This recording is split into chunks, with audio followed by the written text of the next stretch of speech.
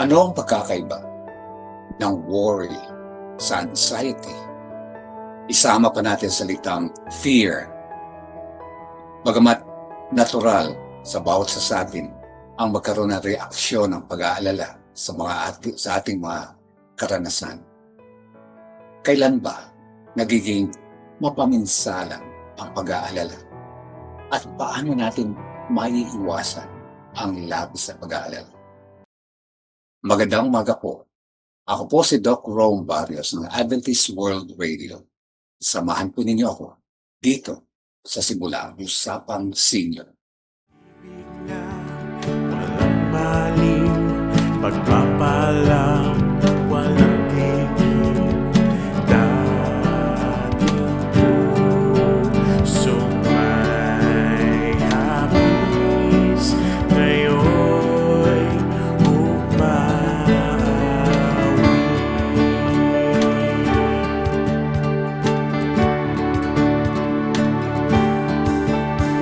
ang araw mo'y sumikat na, liwanag ay laganap na. Ang habag mong biyaya, bagong umaga. Dakilang Diyos na lumalang ng lahat ng bagay, purihin ang inyong pangalan, sapagkat ikaw ay puspos ng pag-ibig at kaawaan. Hiling po namin ang inyong kapatawaran sa lahat ng aming mga kasalanan, sa aming pagsuway sa inyong mga utos at sa aming pagiging makasarili. Subalit sa kabila ng aming kapalaluan, ay mayaman ka sa kahabagan at patuloy mo kaming pinagpapala. Maraming salamat sa inyong pangako na sasamahan kami hanggang sa katapusan ng sanlibutang ito. Sa panibagong araw na ito, nais naming maranasan ang inyong pakikisama sa lahat ng aming gagawin, sapagkat ikaw lamang ang aming tanging pag-asa, ang aming hantungan at kaligtasan. Ito ang aming dalangin at umaasang inyong diringgin, alang-alang sa pangalan ng aming tagapagligtas na si Jesus. Amen.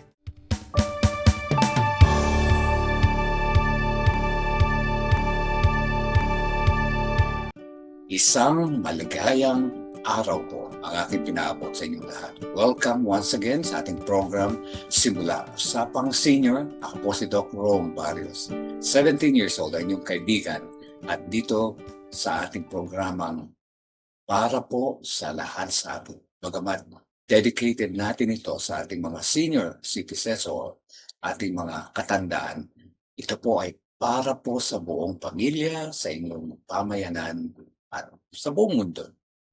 Nais ko pong i-welcome kayo once again dito sa ating program, at lalo na yung nais ko uling banggitin ang ating mga kaibigan sa ibayong dagat sa USA, at particularly sa Chicago, Illinois. At maraming salamat sa inyong magagandang mga pagbati at higit sa lahat sa inyong mga comments at suporta, no? Lalo tigit yan sa International Church of SDA sa Evanston, Illinois, USA. At gayon din ang Naperville Remnant Philam Church. Welcome po once again sa ating program. At ngayong araw na ito, nais ko rin i-welcome, ang pamilya ng isa sa aking mga ministries, no, ang nasusulat, The Kamenong's Legacy Ministry. Ayan po ay nakakasama ko ang aking kaibigan, si Brother Benny Filomeno, kasama ang kanya may bahay na si Victoria Filomeno. Welcome po kayong lahat, pamilya ng ang nasusulat.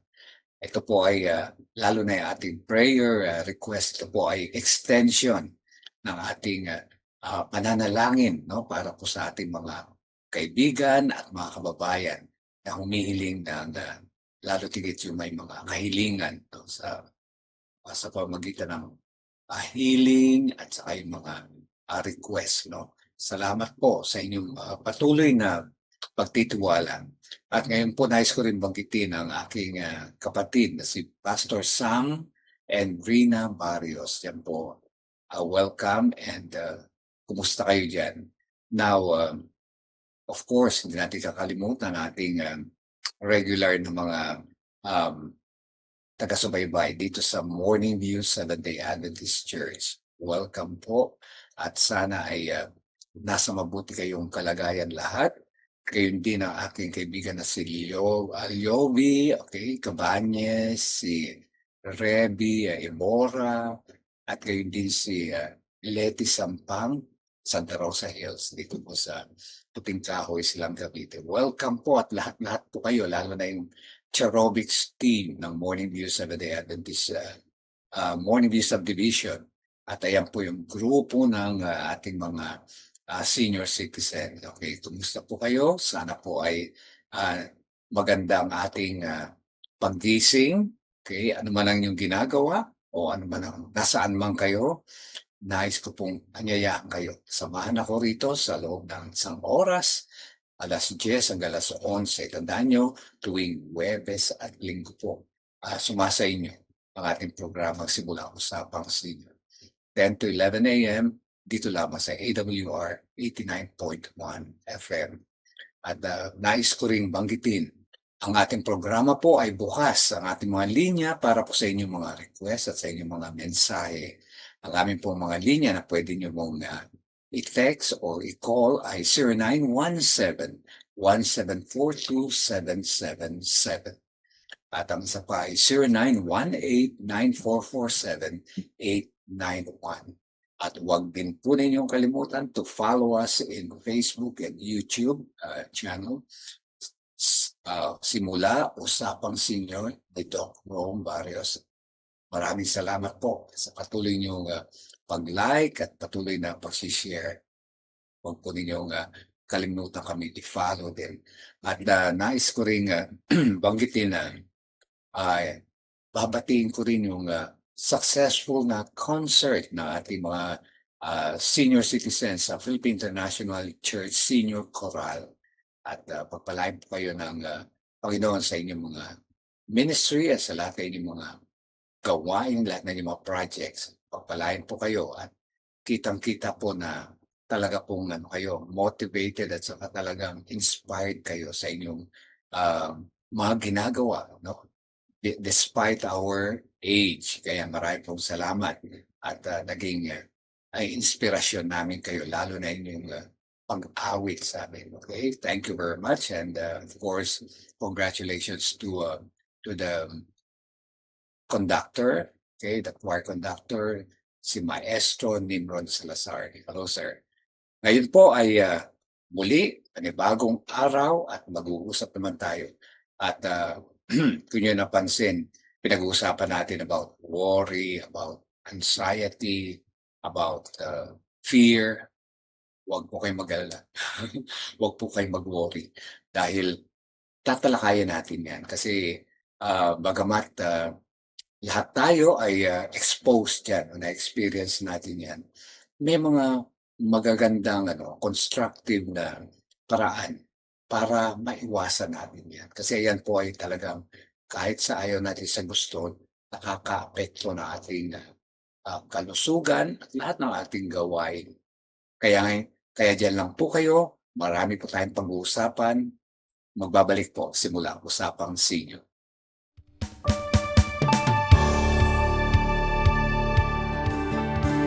Ang araw mo'y sumikat na, liwanag ay laganap na. Ang habag mong biyaya, bagong tuwing umaga.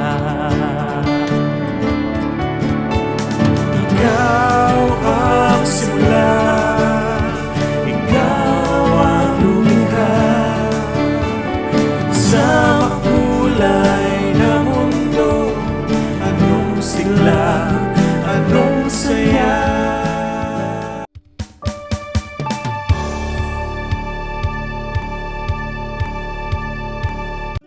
Nagbabalik po ang programang Simula, Usapang Senior dito sa AWR 89.1 FM at matutunghayan nyo tuwing Huwebes at Linggo dito lamang sa 89.1 FM at ako po ay ang iyong kaibigan, Doc Rom Barrios at nais ko pong laging maging bahagi ng inyong araw at nais kong maging bahagi rin o maibahagi ang ating mga konting kaalaman na magpapaalala sa atin. Alam ko ito ay ang ating ginagawa ay paalala na marami na tayong kaalaman tungkol dito pero minsan ang sabi nga ay ang paalala raw ay gamot sa taong nakakalimot. At minsan nandito lang sa isip natin pero minsan hindi naman natin ginagawa. Yun po. Kaya ito ay konting push at motivation. At pinag-uusapan natin lagi yung ating paano natin mabuboost yung ating energy level araw-araw. At of course, ang number one dyan ay yung ating nutrition, yung ating kinakain. Kaya nga lagi kong paboritong topic natin yung vegetarian diet. Kasi yun po yung advantage. Malaki po ang pakinabang pagka tayo ay mahilig sa gulay, prutas, nuts, at whole grains, yung mga plant-based. Dahil lahat po yan ay naiiwasan at nagagamot na din yung karamihan ng mga karamdaman. Kaya sabi nga natin nakaraang episode natin 70% ayon sa pag-aaral ay maiiwasan ang karamdaman kapag tayo ay nag-switch siya vegetarian diet na napaka-practical lang naman. Ito lang ay kailangan lang ng willpower. Ibig sabihin, pusa tayong magdi-decide na gusto natin ng malusog na pagkain at malusog na lifestyle. Kaya kasama na rin po dyan yung discipline. Kaya yung pagkain po, mga power foods, okay? Ano ba yung mga power foods na sinasabi natin? Of course, yung pagkain natin regularly ng mga pagkain ito. Hindi ko sinabing kumakain tayo tapos hindi naman tayo regular. Kinakailangan po regular yun. Ibig sabihin, every meal, pinaplano natin yung regularly, yung mga naisasama natin ng mga mga gulay, prutas, nuts, at mga whole grains sa ating kinakain. At alam niyo ba, iwasan cardiovascular sakit sa puso, osteoarthritis, sakit sa bones, sakit, pati cancer, pati lahat ng klase ng karamdaman, may iwasan po sa pamagitan ng tamang pagkain. At never, ayan nasasabi ko, kumusta po nag-breakfast sa buwa kayo ngayon? Kumusta po ang breakfast nyo? Healthy ba? Sa umaga talaga kasi ang pinaka-heaviest meal, pinaka-importanting pagkain po, pinaka-importanting meal of the day. Eat like a king. Kumbaga sa damihan nyo. At saka ito kasi mag-boost na inyong energy for the whole day. Okay? At habang papunta kayo sa lunch, babawas konti na lang hanggang sa evening, ay very light na lang. Okay? Paano ba kumain ng tama? Kung tama ba yung hindi nag-breakfast tapos kakain na marami sa susunod na meal, ay ayun po yung mga hindi advisable yun. Kasi kapag hindi nag-skip kayo ng breakfast, ang mangyayari po sa inyo, magugutom kayo at ang tendency nyo, kakain kayo ng kakain buong araw dahil nagutom kayo, dahil nag-skip kayo, dahil hinahanap ng katawan nyo yung nutrients na yon. At ang higit sa lahat, dahil sa pagkain nyo, nahahaluan na hindi na napaplano, junk foods na, at wala na rin sa oras yung digestion, di ba? Na in between meals dapat ay may oras na dapat ni-spend para ma-digest para sa susunod na meal. Kaya po, wag kayo mag-skip ng breakfast. Wag na skip kayo ng breakfast, ang tawag natin diyan, mawiwindang na po yung next meal ninyo. Maapektuhan na tapos hanggang sa tulog, pagka minsan sa gabi, doon na tayo kumakain ng marami dahil hindi nga tayo nakakain ng maayos, di ba? Na hindi naman dapat dahil, meron tayong, tinatawag na 3-2-1 rule sa bago matulog. 3 hours before bed, 'di ba, dapat wala ng kakainin. Tapos 2 hours before bed, wala na pong, ah, trabaho, wala na strenuous na mga gawain, wala na tanggalin na yung mga, stressful na mga, gawain, mga iniisip. Tapos 1 hour before bed or ay wala na pong screen, use. Ibig sabihin wala na yung mga gadgets, television, tsaka mga ano ninyo, yung mga iPads, mga cellphone. Dahil nakaka-distract daw po yun, yung screen na yun, nakaka-distract sa ating pagtulog, di ba? Dahil yung hindi na stimulate yung ating melatonin, yan, na nagre-regulate na ating magandang pagtulog. Ayan po, kaya dapat, no, ang ilagay lang po natin sa tama at ayan po kasi ang nature nating katawan. Tinuturuan po tayo na ilagay natin sa tamang ano, cycle, yung tamang oras, proseso, at ano mga pagkain. O, yung mga power foods, okay, meron tayong listahan dito ng power foods. Of course, alam na natin yung iba na dapat plant-based. Pero yung mga power foods talaga, lalo na sa morning, yung oats, walang ba yung oats? I don't know kung anong tawag nila sa, pero yung brand na alam ko Quaker, kaya basta oats yun. Tapos porridge, kaya mga power food. Ano yung porridge? Porridge ay yung mga may sabaw, okay? May mga sinigang, okay? Okay, wag naman bulalo siguro, basta sinigang, no? Inasiman, o kaya fish, ano, fish na porridge ang tawag doon. At saka yung muesli.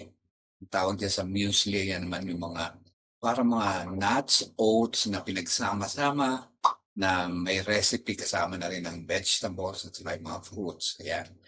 Power foods po yun. Kailangan po yung mga antioxidants. Ano yung antioxidant? Panlaban po yun sa mga tinatawag natin mga part ng katawan natin na hindi pa nabubuo, parang gano'n yung sila yung mga nakakalat na mga substance ng ano, sa katawan natin na dapat buo. Pero nakaano sila na nagiging caution dahilan sa hindi nga sila kumbaga sa ano solid. Pumupunta-punta sila sa iba-ibang parts ng ating cellula, ng ating tissues at kinakain na apektuhan tuloy yung ating buong kapangangatawan. Kaya dito yung antioxidants na yun, yun ang nag-aano sa kanila, nagpapa-firm, ah, kumokontra, kaya nga anti-kontra, no?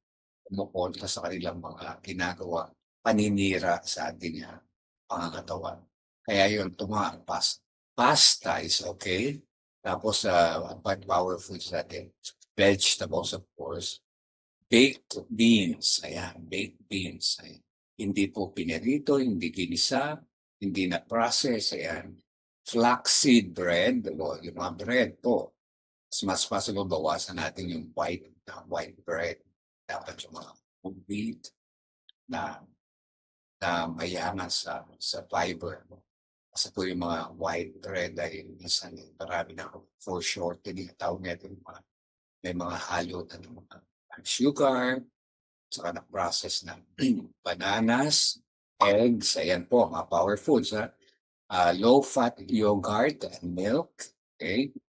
Tapos yung nuts and seeds at kung gusto niyo may mga palaman at butter or cream, ang gamitin niyo raw ay yung nuts, butter.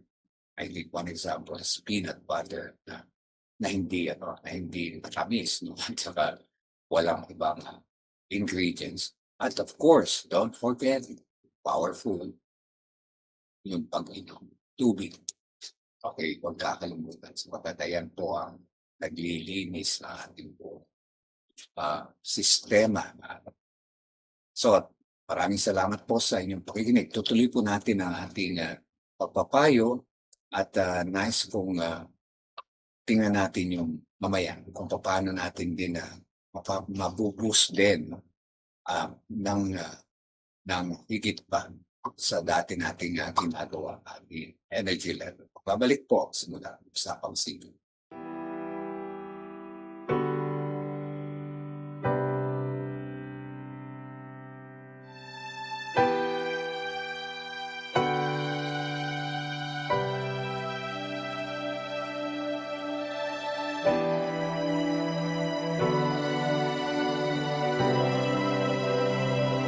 Be still, my soul, the Lord is on thy side.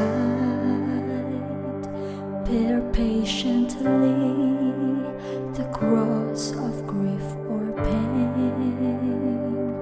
Live to thy God, to order and provide. In every change, He faithful will remain. Be still, my soul, thy best, thy heavenly friend. Through thorny ways leads to a joyful land. Be still, my soul, thy God doth undertake to guide the future as He has the past. Thy hope, thy confidence, let nothing shake. All now mysterious shall be bright at last. Be still, my soul, the waves and the wind still know His voice who ruled them while He dwelt below. In you I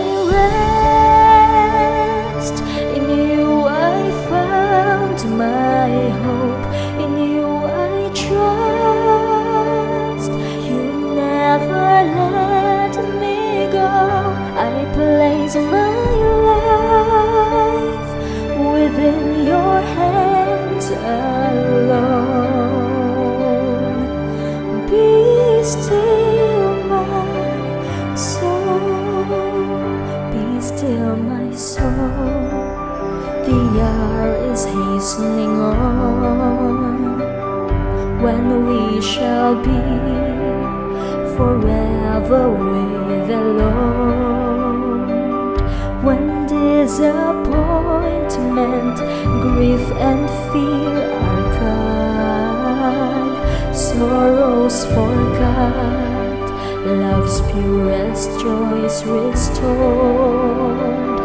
Be still, my soul, when change and tears are past. Oh, safe and blessed, we shall meet at last. In you I rest, in you I found my hope, in you I trust. You never let me go. I place my life within your hands alone. Be still, my soul, in you I rest, in you I found my hope, in you I trust. You never let me go. I place my life within your hands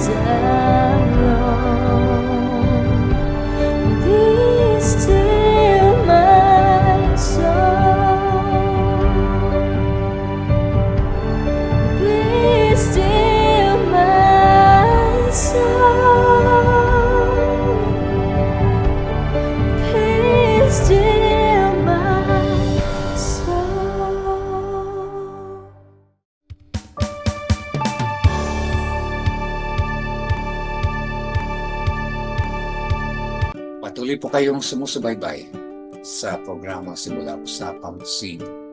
At napakagandang isipin na may ano raw pala, mahalaga rin pala yung may biblical na perspective na kumakaminsan inaalala natin ating kalusugan.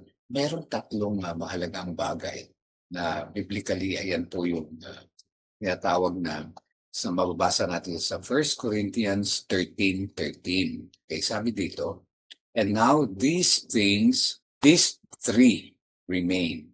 O ano raw yung tatlong bagay na mananatili? Faith, hope, and love. But the greatest of these is love. Okay. Tama po. Kasi pag pinag-usapan po natin kalusugan, of course, we are not only talking about the physical, physiological, okay, yung physical, kinakailangan din, nandun din yung pananampalataya at pag-asa. Higit sa lahat, pag-ibig. Bakit pag-ibig? Okay. The greatest daw. Tatlo. Kaya yung tatlo, habang pinalalakas natin ating katawan o inalagaan natin ang katawan, maintain natin ang kalusugan ng ating pangangatawan, itong tatlo raw dapat present. Kailang kaminsan ang nawawala. Okay. Although meron tayong pananampalataya, we know, dahil tinatanggap naman natin na ang ating katawan ay galing sa ating Panginoon at siya rin lang ang ibig sabihin, nagbibigay ng lakas natin at siya rin magpapagaling sa atin. No? Pero ang nawawala raw, siyempre may pag-asa tayo, ang nawawala raw yung love. Ano ibig sabihin ng love? Yung love na yun, ayun po yung kasama doon sa secret ng happiness, no? Formula yun ng ating Panginoon. Love, una, sa Kanya. Ang pangalawa, pag-ibig sa kapwa. Kaya yung social life natin, dapat po naandun din para maging balance at para maging healthy talaga tayo. Kaya po, yung huwag natin kaliligtaan, baka masyadong tayong conscious naman physically, pero yung relasyon naman natin sa ating kapwa, sa ating mga mahal sa buhay, sa ating mga kapamilya at mga kaibigan, baka napapabayaan naman natin. Baka ina-isolate naman natin o nagiging na tayo, secluded o selfish. Hindi po yun. Kaya yung pag-ibig na yan, tandaan natin, that's the greatest na na sikreto para tayo ay maging malusog at masaya. Okay? Sapagkat, sabi nga, ang pag-ibig ay nagmumula lang sa Diyos. Yan po ang central character ng yan po yung foundation ng character natin. At ayan din po ang magiging foundation natin dapat habang tayo ay namubuhay lalo sa ating old age, sapagkat kung wala yan, hindi ay, sabi nga baliwala ang lahat. Sabi nga sa 1 Corinthians 13 nga yun, love chapter yan, na kahit na ako ay pinakamatalino, kahit na ako pinakamagaling, kung wala akong pag-ibig, I am nothing. Wala tayo. Kaya dapat lagi tayo may pag-ibig yan na bumula sa ating Panginoon. So ayan po yung ating ilang paalala sa atin, yung faith, hope, and love. Habang tayo nagpapalakas ng ating papasigla, nag-boost ng ating energy, ng ating health, ng ating pangangatawan, huwag po natin kalimutan yung ating tinatawag na spiritual health. Ayan po. Kasi po sabi nga, kahit na ayan ang hindi may palawanag nga ng siyensya diba? Bakit kaya ang laki na relasyon ng healing sa pananampalataya? Kasi po tayo may strong tayo spiritually. Magiging strong po tayo physically, emotionally, at saka psychologically. Ibig sabihin, sasama ang buong nating pagkatao dahil punong-puno tayo ng pag-asa, punong-puno tayo ng pananampalataya, puno tayo ng pag-ibig, at alam niyo po ba, ayan ang magpapagaang ng ating buhay at kailanman mawawala yung ating worry. Kaya dito pumapasok yung worry at saka yung anxiety. Ano nga bang kaibahan ng worry sa anxiety? Okay. Actually, worry and sa Tagalog, pag-aalala, is very specific. Kapag worry, ayan po yung atin ng kondisyon na nararanasan, alam natin na meron tayong dapat na solusyonan sa problema natin, nag-worry tayo. No?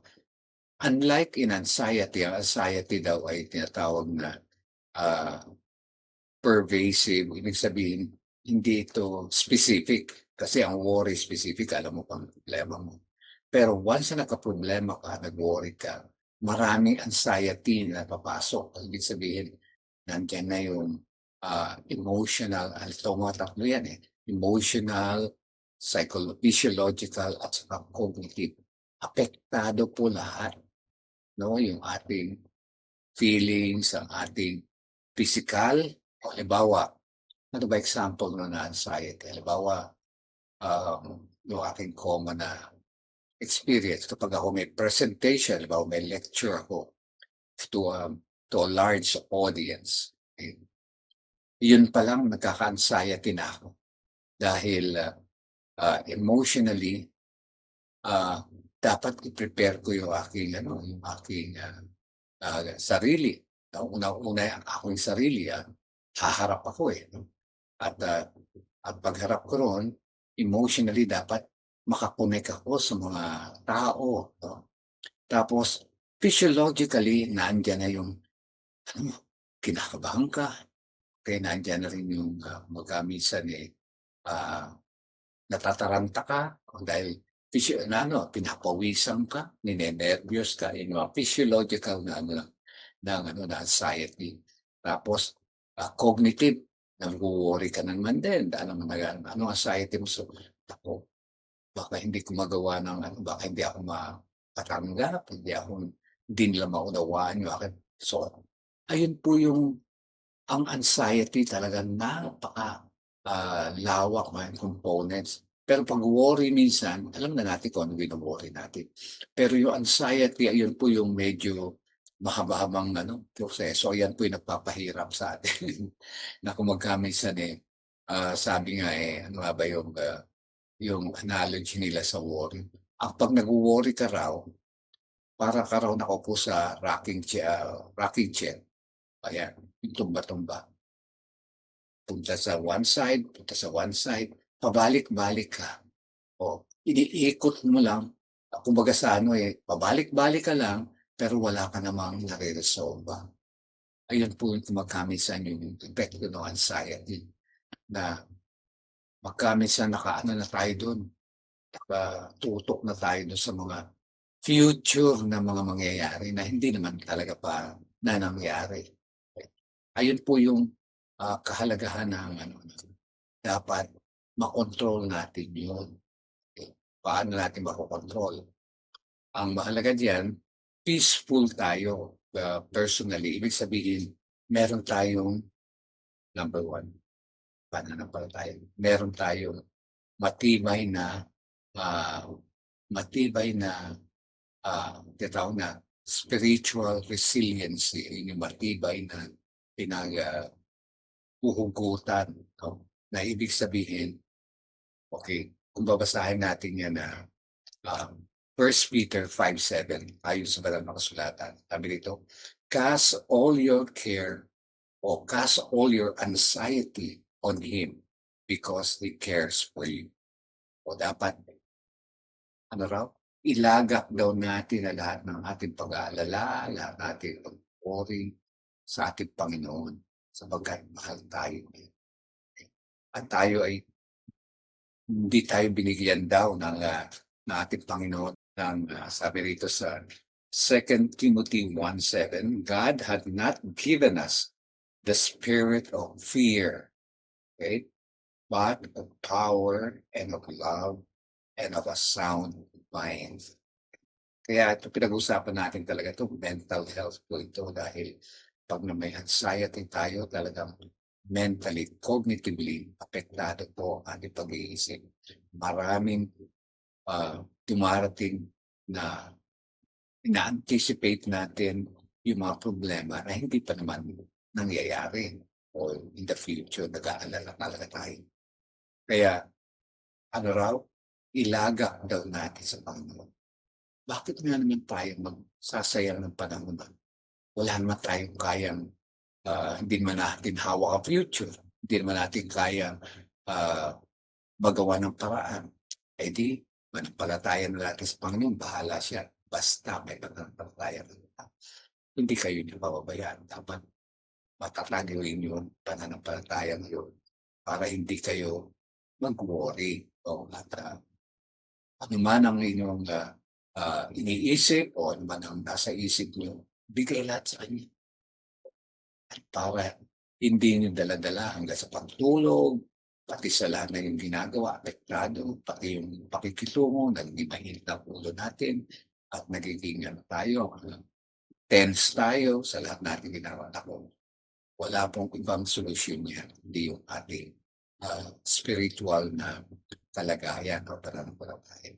Kaya ang sabi niya 'no, tungkol naman sa fear, yung takot. I have a very practical, na ginagamit ko 'yan. Ano ba ang source ng fear? Ang source ng fear, takot naman, sabi ni William Shakespeare, ay favorite authors. Sabi niya, "Fear is born out of ignorance." Ano 'yun? Yung pagkatakot daw ay nagmumula sa hindi, pagkakaalam. Ibig sabihin, ignorante tayo or ignorant tayo about it. Tama naman yun, 'di ba? Kailan ba tayo natatakot? Halimbawa, sa dilim. O bakit tayo natatakot sa dilim? Kasi wala nga tayong nakikita. Hindi natin alam yung pupuntahan natin sa harap, lalakad tayo. Hindi natin alam kung ang mata tinatapakan ba natin patag pa o may butas. Kasi nga, ignorant tayo about it. Pero kapagka tayo ay sigurado, hindi tayo matatakot. Kaya yung mga natatakot daw, ibig sabihin, hindi pinag-aaralan o hindi nila kilala o hindi nila alam yung kanilang kinatatakutan. Ibig sabihin, ah, hindi sila sigurado. Kaya nga yung madilim, takot tayo sa dilim, takot tayo sa lahat ng uncertainty. O, ibig sabihin yun, hindi natin naiintindihan. Kaya tayo nagkakaroon ng fear. Pero pag naiintindihan natin, ano dapat natin intindihan? Na mahal tayo ng Diyos at hindi niya tayo pababayaan kahit kailan. Kailanman hindi tayo pababayaan.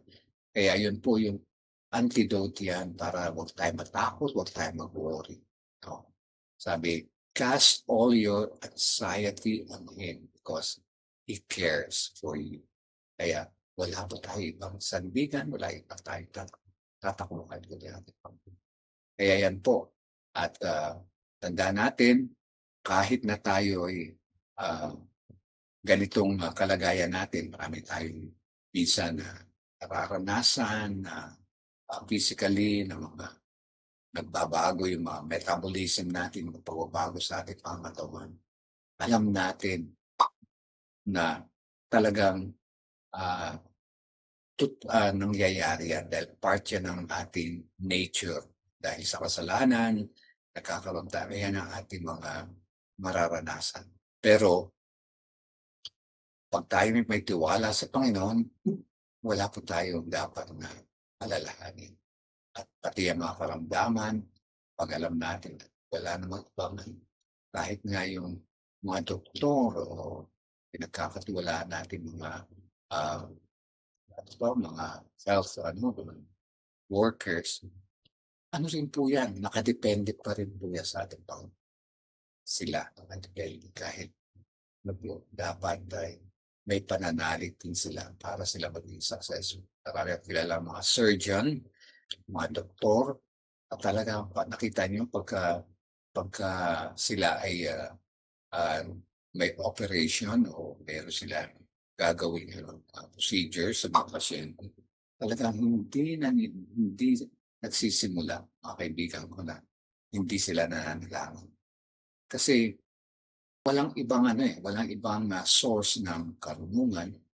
Sabi nga ng isang kaibigan kong surgeon, sabi niya, ako nga minsan talagang yung case daw na gagawin niya, hindi niya maintindihan kung paano niya gagawin, paano niya talaga maliligtas yung tao sa kanyang karamdaman. Pero pagka ako'y nanalangin, sabi niya gano'n, parang automatic tinuturuan ako na ano ang dapat na procedure, ang dapat kong gawin para mailigtas ang buhay ng isang tao. Kaya gano'n po, napakahalaga po yun. At wala naman tayo ibang pupuntahan. Kahit na anong mangyari sa atin, talaga sa Panginoon pa rin tayo talaga aasa. Tandaan po natin. Kaya napakahalaga po. At hindi ko sinasabi kasi sabi nga nung minsan nga nakapag-usap ako about it. Sabi nga, ibig ba sabihin pag tayo nag-worry, wala tayong tiwala sa Panginoon? Hindi ko sinasabi, ayaw ko namang mag-judge. Pero most likely, kasi kapag tayo nag-worry, maano kasi nakasalalay sa sarili natin yung mga bagay-bagay.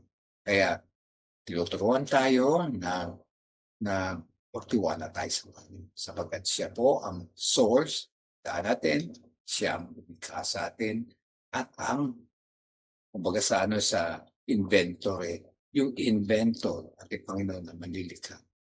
Alam niya kung paano niya tayo nilikha, kaya alam din niya kung nagkaroon tayo ng diferensya, alam din niya kung paano niya susolusyonan yung ating mga problema. Kasama yan sa kanyang di ba? Kumbaga sa halimbawa, yung nag-invento ng kotse, meron siyang meron siyang manual. Alam niya kapag may nasira niya sa parte ng kotse, alam niya kung paano yun kumpunin. At ganun din dapat ang ating kalagayan. Isipin natin sa ating Panginoon. Dahil siya may-ari, siya bukas sa atin, dapat siya rin ang maaring mag-resolve ano man ang ating mga problema na darating sa atin. So, sana po ay patuloy tayong manampalataya. Kasama po diyan, of course, faith, hope, love. Pati yung, hindi ko sinasabi na lang yan, spiritual. Even the physical, kailangan natin ng pananampalataya at pag-asa at pag-ibig. Tandaan natin. Kasi yan po ang pinakamahalaga para tayo ay magkaroon ng total or balance health. Okay?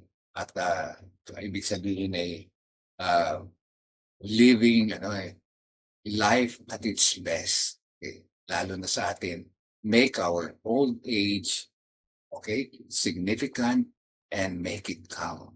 So pagpalay po tayo natin, Panginoon, sa ating munting na pag-aralan sa umaga. Babalik po simula sa pangsing.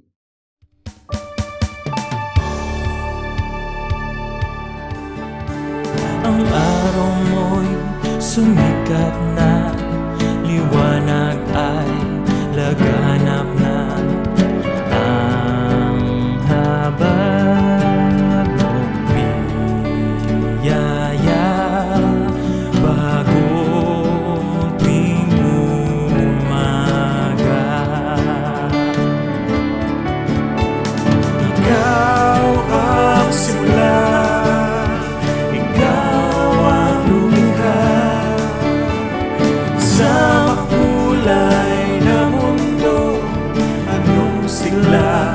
anong saya.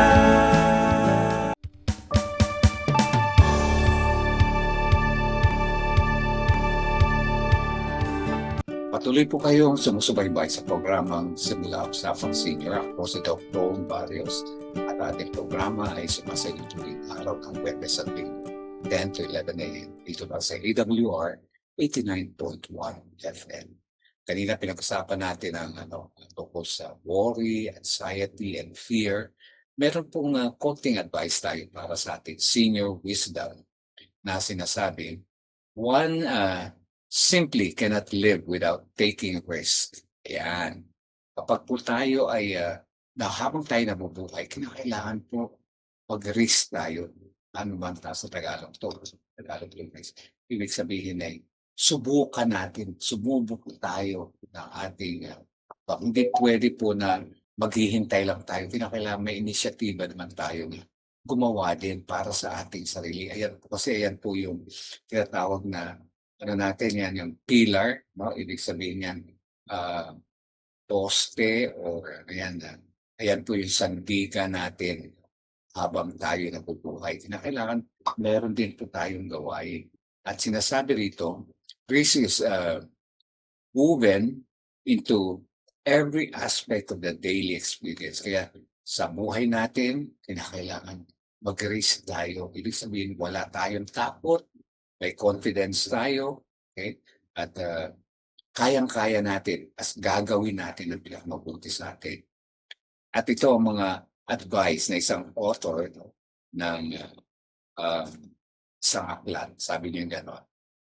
Ano ito? Ano ang mga risk na pwede natin gawin? Okay? Una, to laugh is to risk.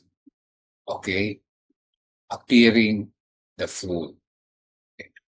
Kaya minsan, tayo natatawa sa sarili natin. Kung ibang tao na observan tayo para tayong walang wala sa katinuan. Pero ang maganda, healthy yun, nakatawa tayo. Dahil healthy-minded people, they can laugh at themselves. Sabi niya, to weep is to risk appearing sentimental. Iiyak tayo, di ba? Minsan, minsan para tayong kawawa, masyadong tayong emotional sa sarili. It's a risk na, it's a good risk. Minsan, mayak tayo. Normal yun. At tayo ay sasadayla sa ating nararanasan. Tuwa, hindi lang pag-iyak, o kalungkutan yun sa katuwaan. Tapos ito, ano pang risk na ginagawa? To reach out for another is to risk involvement. Kaya pag tayo'y gusto natin tumulong sa kapwa, ang risk nun, pangangatawan niyo talagang sacrifice nyo yung time, sacrifice nyo yung mga resources, kung meron ka, kung may tutulong mo, yun po yung risk na yung sinasabi. Diba? Kailangan gawin natin, gumawa tayo. Tapos ano pang risk? To expose feelings is to risk exposing our true selves. Pagkaminsan, yan. Nagiging tapat tayo sa kapwa, pero ang risk na yun, pagiging tapat, pagsasama ng may ibig sabihin, huwag tayong mahiya. Ayun tayo no? Sinasabi natin ang ating sarili, ang katotohanan, kung sino tayo. Kita natin. Tapos ito, to place your ideas, your dreams before the crowd is to risk loss. Yan. Minsan may idea natin, natural yun. I-assert natin mga gusto natin, mga plano natin, minsan may risk yun na pwedeng kontrahin, pwedeng agawin o gayahin. Kailang yun. Basta mahalaga ay ginawa natin bahagi. To love is to risk not being loved in return. Yan din. Minsan, diba, nag-risk tayo na mahalin natin at mahal tayo, pero hindi na. Ang risk doon, kung hindi tinapatan yung ating pagmamahal. Kaya hindi ginantihan din tayo ng pagmamahal. Yun, di ba? Risk yun. Okay? And mahalaga, sabi nga, to have love but have lost it, sabi nga is rin daw, mahalaga yun. Than to love, not to love at all. Ay saan hindi ka mahal, hindi mo naranasan. To live is to risk dying. Ayan. Pati pala yung pagbubuhan, gusto natin magpabuhay, gusto natin na mahabang buhay. Ang risk nun, baka hindi natin ma-achieve. Pero ang mahalaga, we did our best na i-maximize natin ang ating buhay na gawin ang maging makabuluhan ang buhay natin, na may meaning, na may purpose sa po. Pero yung dying, ang race na yun, talagang tayo darating din sa atin yun. Pero ang mahalaga, habang tayo nabubuhay, nagawa natin ang pinaka-best sa atin, lalo na sa ating Panginoon. And to hope is to raise despair. Yan, mga pag-aasa natin, kamisan hindi natin na-achieve dahil hindi tayo successful. Yung inaasahan natin, hindi nangyari. Okay? And to try at all is to raise failure. Kaya minsan yung ating pagsisikap, hindi naman nagbubunga ng maganda. Okay? Pero mahalaga, ginawa natin mabuti sa atin. Kaya magagawa lang natin yan kapag tayo ay walang fear, may pananampalataya tayo. And even so, sabi, the greatest hazard in life is to risk nothing. Pero pinakamalaking kawalan, walang kwenta mayayari sa atin kung hindi tayo nag-risk, hindi tayo nagsubok, hindi natin ginawa yung pinaka-best natin. O ano man maging resulta, mahalaga. No? Nandun tayo, ginawa natin. Nabuhay tayo, buhay. Ibig sabihin, ginawa natin ang ating bahagi. And sabi rito, because the person who risks nothing, pag hindi tayo nag-raise, sabi rito, accomplishes nothing. Ibig sabihin, wala tayo nagawa. Useless, hindi tayo nabuhay. And then, has nothing, wala tayong masasabing accomplishment na nagawa natin. Feels nothing, wala tayong naranasan, wala tayong naramdaman. And in the end, becomes nothing, valuable, useless, we're nothing. Hindi tayo nag-risk. Kaya ganyan po ang buhay talaga. No, sabi nito, don't be afraid to take a calculated risk. Sabi nito, risk is essential for growth in every area of life. Gusto natin lumago. Magamit tayo. Sumubok tayo ng pwede natin gawin according to sa ating gifts, sa ating kakayanan. Hindi man tayo gagawa ng bagay na hindi natin gagawin, makayang gawin. Diba? Kaya yun po. 2 Timothy 1:7 sabi, God had not given us the spirit of fear, but of power, and of love, and of a sound mind. Kaya daw, ang Panginoon daw ay hindi tayo binigyan ng spirito ng pagkatakot, kundi binigyan tayo ng power, kalakasan, pangyarihan, at ng pag-ibig, at higit sa lahat, yung sound mind, maayos na kaisipan. Ayan po. So yung risking, at saka yung doing things without fear, no, na may pananampalataya sa Panginoon, ayan po ay mahalaga. Hindi po pwedeng wala tayong gagawin. Sapagkat pag wala tayong ginawa, wala rin tayong silbi at wala rin tayong kahulugan, wala tayong saysay sa ating buhay. Pagpalain po tayo ng Panginoon, babalik po sa pangsiman. You are now listening to Adventist World Radio, 89.1 FM. Sa AWR 89.1 FM.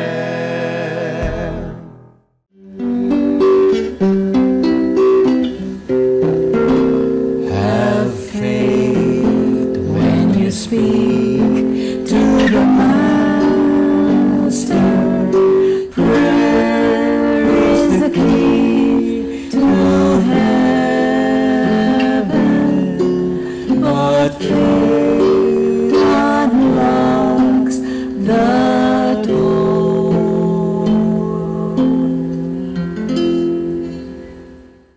Purihin po ang Panginoon at natin tayo sa ating programa na kung saan tayo po ay magkakaroon ng pagkakataon para manalangin. So nais ko pong yanyayahan kayo na sumandali tayong tumahimik o sandali tayong tumigil upang ating pong kausapin ang ating Panginoon sa isang panalangin. Tayo po'y manalangin. Mapagpalang Diyos na mapangyarihan sa lahat, ang gumawa ng langit at lupa, may-ari ng lahat ng mga bagay, sampu ng aming mabuhay. Narito pong muli, narito pong bawat sa amin at sumandaling pinagkakaloob ang panahon upang mag-alay ng aming pasasalamat at higit sa lahat ng papuri sa inyo sapagkat nasa inyong lahat kabutihan, lahat ng pag-ibig, ang lahat ng kapangyarihan. Narito kami na inyong mga anak na maraming pagkukulang, maraming pagkakasan. Subalit hinihiling na sa tuwi-tuwi na patawarin kami sa lahat ng aming mga at pagkakasaya at aming hinihiling na inyo kami. Bigyan ng kapatawaran sapagkat nangangapal kami ng aming patawaran. Inyo kami patawarin. Salamat Panginoon sa inyong pangako sa amin. Kami ay maaaring lumapit sa aming Ama sa bawat kaibigan. Sa oras na ito, narito po ang ilang kahilingan ng aming mga mahal na kaibigan at mga babayan na patuloy na humihiling ng inyong kagalingan sapagkat kayo lamang ang dakilang magagamit sa bawat sa amin. Papalain po si Brother Nelson Reñon sa kanya patuloy na pagpapalakas. Alam namin na meron siyang karamdaman at nais namin itagubilin siya sa inyo sapagkat kayong nakakaalam kanyang kalagayan at alam namin mayroon kayong panukala para sa kanya. Yung binawa po nabigyan siya ng patuloy na kagalingan upang patuloy rin siyang mapaglingkod sa lahat aming makasama sa aming paggawa at pakikipag-unahin sa isa't isa. Narito rin si Brother Bong Bustamante na sa mga oras na ito, marahil siya nasa operating room para sa kanyang operasyon. Panginoon, samahan niyo siya. Doon ang mga doctor at nurses na magpapagaling sa kanya at tulungan din magkamot at lahat ng bahagi ng operasyon ito sapagkat kayo lamang nakakalang pautang sa kanya. Paasa kami ang nabibigyan niyo siya patuloy na pagpapala ng kagalingan at patuloy niya makaranasan sa amin darating ang pag-isa ng kanyang tahan sa mga alam namin na pati ang kanyang sa buhay ay nagkakaroon pag-aalala. Subalit sa pagkakunin kami lalaga ko lang ang mga gaalala ito sa inyo. Kami payapang sila. Pagalingin din si Samantha at Jordan Pascal, si Angelo Pagalibuari Pagilina, si Liway Libranda Barreto at kanyang suliranin para po sa pinansyal sa kanya patuloy na pagpapakimotherapy nais namin. Ikaw siyang sumubaybay at ikaw siyang tumulong sa kanya. Bigyan ng ibigay sa kanya lahat na may pagmamahal at matagkawang ng upang manasan at matulungan siya sa kanyang kumpulan. Ngayon din si Rebecca Milano. Nais po namin idalangin siya na manumbalik na kanyang kalagayan. Salamat at siya ay muling nakalabas na sa pagamutan.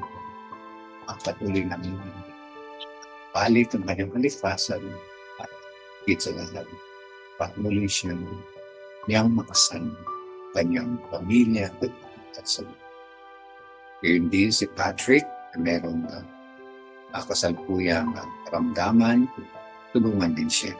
At anuman ang kanyang kalagayan ngayon, wala kami ibang hinihiling na ituloy siya na inyong kamay ng tagamutan.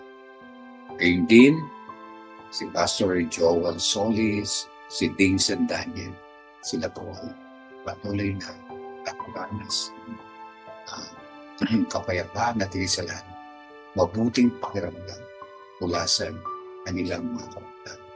At patuloy namin din dadalangin si Waylene Lorenzo, si Jemima, o si Gemma, at alam namin ito.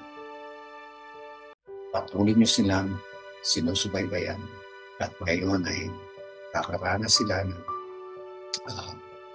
mabuting pakiramdam sa kanilang karamdaman. Tulungan sila na patuloy din silang magkaroon ng isang patuloy ng pamilya, matahanan, kakaisa.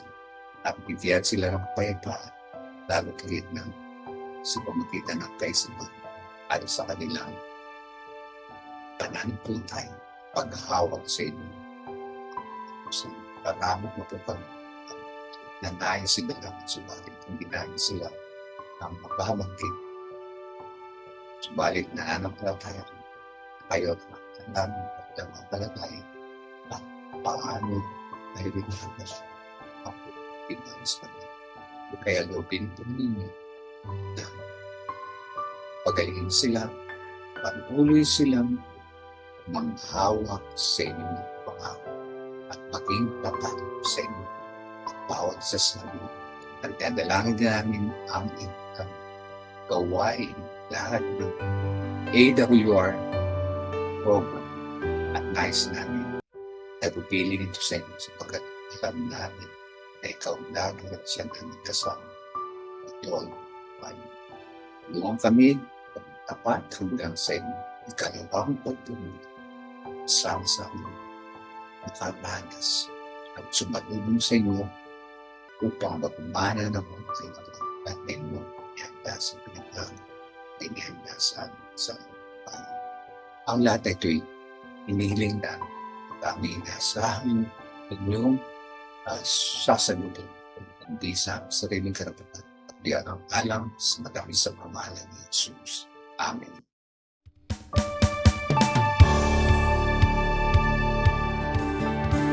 Ang araw mo'y sumikat na, liwanag ay laganap na.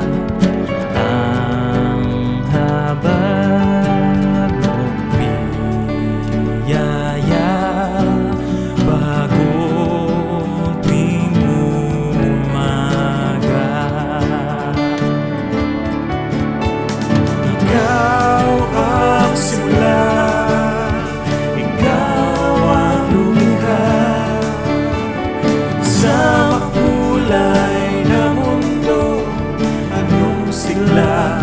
anong saya.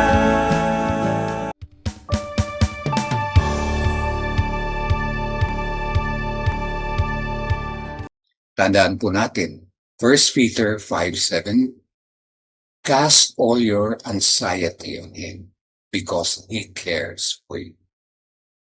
Ilagak po natin ang lahat natin alalahanin, lahat natin masuliranin sapagkat mahal na mahal tayo natin Panginoon. Nais ko pong pasalamatan kayo sa inyong pakikisa sa ating programa at tumako na po tayo sa ating muling bahagi at nais ko pong pasalamatan lalo tigit ang aming mga production staff at aming mga nakasama sa broadcast na ito si Pastor Nerio Caras, ang aming station manager, AWR Manila, si Andy Joaquin, si Reza Nabor, ngayon din si Jonah. Maraming salamat sa ating mga technical at sa administrative staff natin na si Irene, na si Daw. Maraming salamat po sa inyong pakikisa. Lalo tigit kayo na aking nakasama ngayon. Sana po ay samahan po ninyo ako muli. Huwebes at Linggo, 10 to 11 a.m. dito lamang sa AWR 89.1 FM. Po, ang inyong kaibigan, Dr. Ro Barrios, ang nais ko pong laging ipaalala sa inyo na ang awa at pag-ibig na ating Panginoon ay bago tuwing umaga. Kaya lahat tayo ay may pag-asa. Lahat tayo ay may bagong simula.